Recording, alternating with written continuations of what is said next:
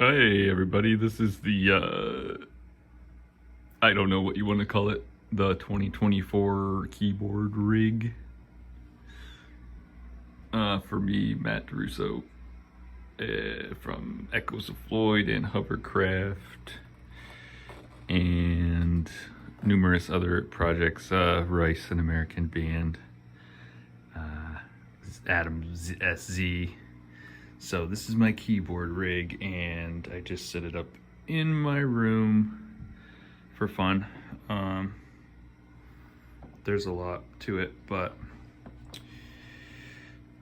basically it's got a couple Nords, the 5 and the 2, and then it's got the Moog hooked up to a Novation, and the iPad is also hooked into the same Novation, so it can make kind of like dual Moog sounds.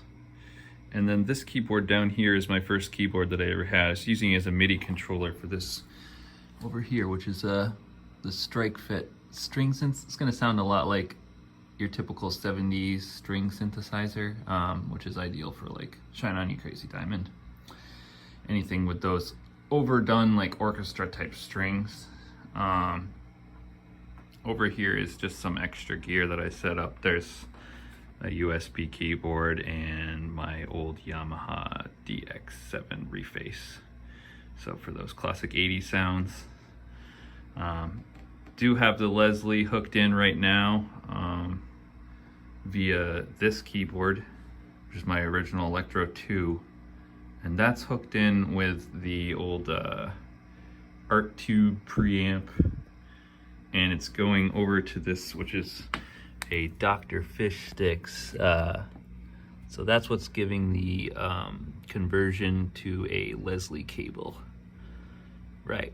So that's a basic setup. There are more complicated issues, like when I'm running this iPad, I have to run to an HDMI, which goes out via the RCA to this is my mixing console. And right now I'm running everything stereo, with the exception of the DX7. I just ran out of cords. But I do have the 5 running stereo. This is the string synth running stereo. This is actually the Moog running stereo via the Strymon. So I took the outputs, I went out of one and doubled the outputs via the Strymon. So that's a stereo Moog sound, and these are the stereo inputs for my RCA, the HDMI converter. So that's going to be the iPad.